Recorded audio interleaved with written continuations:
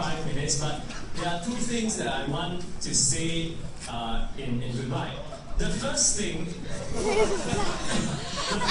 concerns Singapore contract law and Singapore law in general. What I wanted to say is we should all be proud of Singapore law. The development of Singapore law, as you have seen, in my time as a student, we didn't have many of these textbooks. We certainly were studying English cases all the time. But increasingly, as you can see, Singapore cases have assumed some responsibility.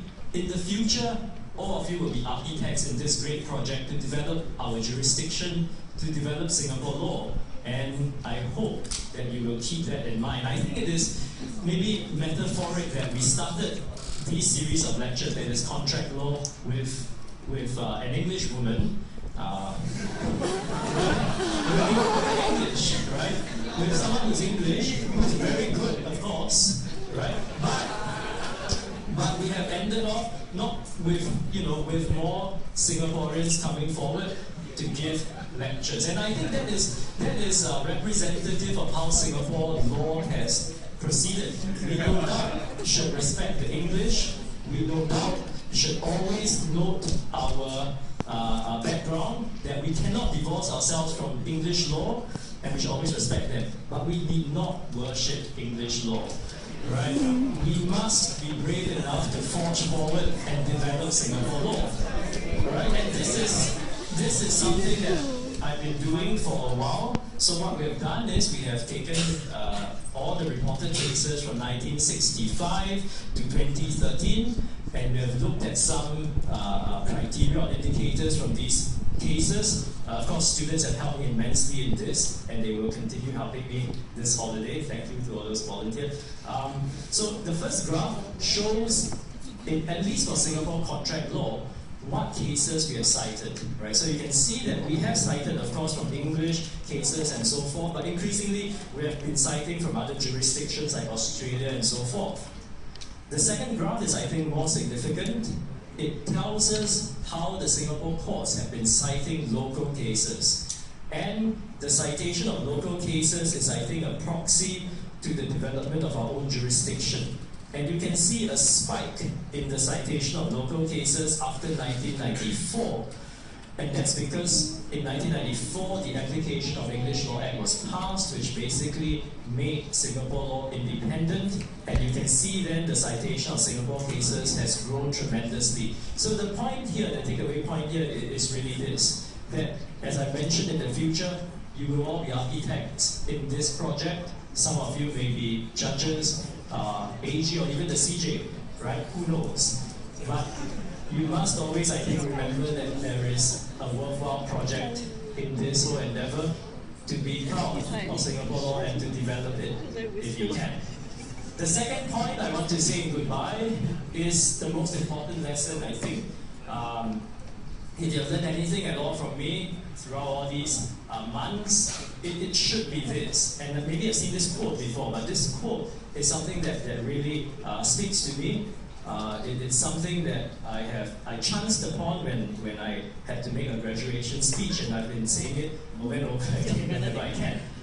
This is a statement by Justice David Souter, now retired, of the US Supreme Court. And of course, he says this in the context of being a judge, right? He tells us that the law really does affect lives, and then he says we had better use every power of our minds and hearts to get those rulings right. Now, of course, this was said in the context of being a judge, but I think that applies equally to whatever we do in the legal profession in the future. In my very limited time in the legal profession, limited experience, of course, I've come across instances where really lives are at stake, right? As a JLC, sometimes you literally assist in cases that deal with life and death. As assistant registrar, you deal with bankruptcy cases, and that's really where you see that the law does affect ordinary people, and that it has, that there is, I think, a great responsibility about the law. So this is, I think, the best lesson, if you do learn anything from me, that ultimately the law has consequences, and you should try your best to do well in your study first, and then when you go out next time, to remember I guess, to help people. Alright? So, in the end, thank you very much for the memories, NUS, and all the very best to you. And I will always be from NUS, not in my job, but I've always been an alumni of NUS, and if you think I can be of help to you, please email me. Now, in closing, I have prepared a few things to say goodbye. Again, it's not every day one gets to deliver last lecture. One of those things is the Krispy Kreme donuts, which I saw being passed around, so that I don't know if it's yours or not, but if it's mine, that was not very good. So, Krispy Kreme donuts outside, I think they were delivered way too early, so someone can help me bring them in. Alright, second thing is, I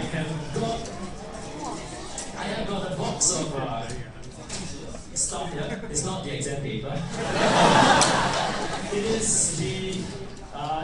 is a card which I usually give just my tutorial class, but given that this is again the last class, these are cards of the Carbolic Smoke Ball poster.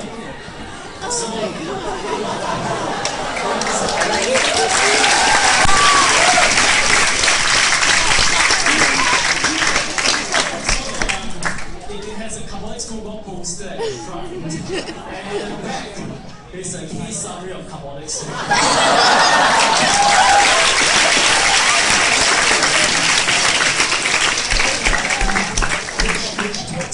When there's a genuine offer, a mere path, and all that, right? So you can't bring this in the exam, unfortunately.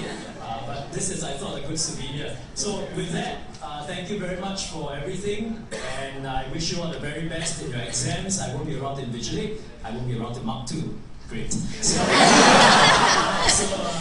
all the very best to you, and thank you very much. Thank you.